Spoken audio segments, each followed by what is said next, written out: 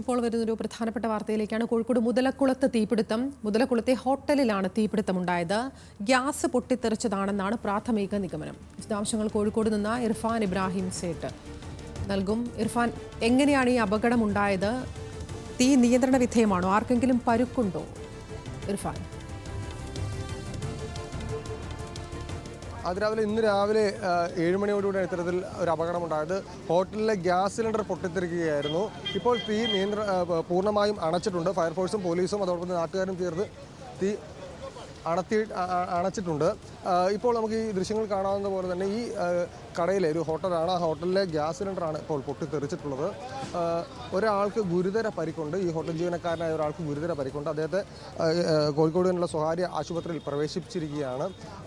അപകട സമയത്ത് 2 പേരാണ് ഹോട്ടലിൽ ഉണ്ടായിരുന്നത്. അതിൽ മറ്റൊരാൾ അത്ഭുതകരമായി രക്ഷപ്പെട്ടു. അദ്ദേഹത്തിന് നിസ്സാര പരിക്കുകൾ മാത്രമേ ഉള്ളൂ.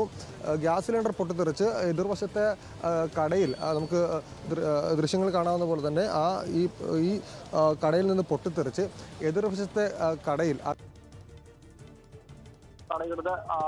പവർ ലാൻഡ് ഇലക്ട്രിക്കൽസ് എന്ന് പറയുന്ന ആ സ്ഥാപനത്തിന്റെ ചില്ലുകൾ പൊട്ടിത്തെറിക്കുന്നൊരു സാഹചര്യം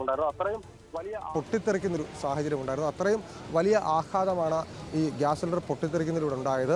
ഫയർഫോഴ്സും പോലീസും നാട്ടുകാരും ചേർന്നാണ് ഇത്തരത്തിൽ ഈ തീ അണയ്ക്കുവാൻ വേണ്ടിയിട്ടുള്ള ഒരു ശ്രമം നടത്തിയത്. തീ പൂർണ്ണമായും അണച്ചിട്ടുണ്ട്. വലിയൊരു ആൾക്കൂട്ടം കോഴിക്കോട് മുതലക്കുളത്താണ് ഇത്തരത്തിൽ ഹോട്ടലിൽ ഗ്യാസ് പൊട്ടിത്തെറിച്ച് തീപിടുത്തമുണ്ടായത്.